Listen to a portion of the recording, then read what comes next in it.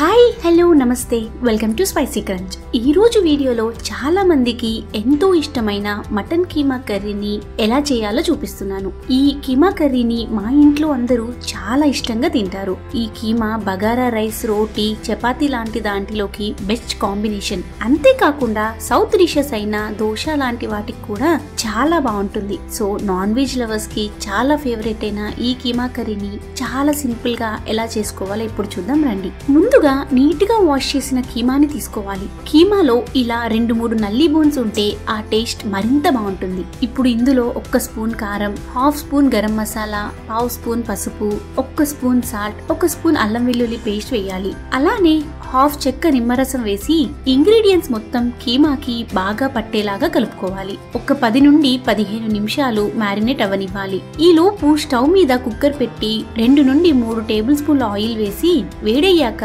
2 ఇలాచి, 3 లవంగాలు, ఒక పెద్ద దాల్చిన చెక్క వేసి ఆయిల్లో ఫ్రై అవనివ్వాలి. ఈ స్పైసెస్ వేయడం వల్ల కీమాకి మంచి ఫ్లేవర్ యాడ్ అవుతుంది. ఇలాచీ ఫ్లేవర్ నచ్చని వాళ్ళు స్కిప్ చేసుకోండి.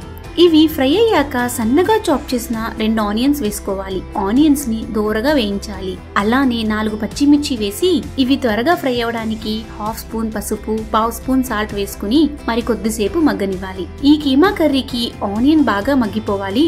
అప్పుడే గ్రేవీ అన్నది టేస్ట్ బాగుంటుంది. ఇలా మగ్గిన తరువాత 1 స్పూన్ అల్లం వెల్లుల్లి పేస్ట్ వేసి పచ్చి వాసన పోయేంత వరకు లో ఫ్లేమ్ లో మాత్రమే ఫ్రై చేయాలి. లేదంటే అల్లం వెల్లుల్లి పేస్ట్ అడుగంటుతుంది. ఇలా ఫ్రై అయ్యాక మనం మ్యారినేట్ చేసి పక్కన పెట్టిన కీమాని యాడ్ చేసుకుని అంతా ఒక్కసారి కలిసేలాగా కలుపుకొని మీడియం ఫ్లేమ్ లో నీచు నీరు మొత్తం పోయేంత వరకు కుక్ చేసుకోవాలండి. అప్పుడే కర్రీ నీచు వాసన రాకుండా ఉంటుంది. ఈ ప్రాసెస్ మొత్తం మీడియం ఫ్లేమ్ లోనే కుక్ చేయాలి. లేదంటే నీచు నీరు త్వరగా వస్తుంది కానీ కీమా అడుగంటే కర్రీ అంత ఫ్లేవర్ రాదు. ఇలా నీచు నీరు రావడం స్టార్ట్ అయ్యాక మధ్య మధ్యలో కలుపుతూ మూత పెట్టి నీచు నీరు అంతా పోనివ్వాలి. చూసారు కదండి, మొత్తం వాటర్ అన్నది కంప్లీట్ గా పోయింది.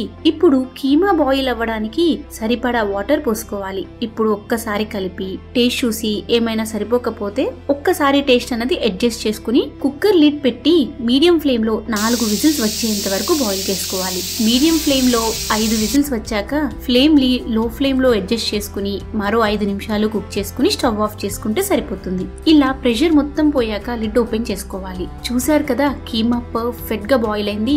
ఇప్పుడు స్టవ్ ఆన్ చేసి రిమైనింగ్ వాటర్ కూడా పోయేంత వరకు కుక్ చేసుకోవాలి. ఇలా ఆయిల్ బయటకి స్క్వీజ్ అయ్యేంత వరకు కుక్ చేసుకుంటే సరిపోతుంది. ఒక 5 నిమిషాలకి వాటర్ మొత్తం పోయి ఆయిల్ బయటకి స్క్వీజ్ అయ్యింది.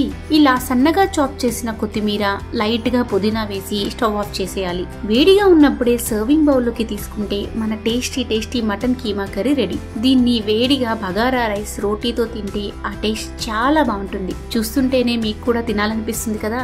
ఇంకా అస్సలు లేట్ చేయకుండా మీరు కూడా ఒక్కసారి ట్రై చేసి మీ ఫ్యామిలీ మెంబర్స్ తో ఎంజాయ్ చేయండి. అంతేకాకుండా ఈ డిష్ మీకు ఎలా వచ్చిందో నాకు కమెంట్ బాక్స్ లో చెప్పండి. ఇలాంటి మరిన్ని వీడియోస్ కోసం please like, do, share and subscribe to our channel spicy crunch.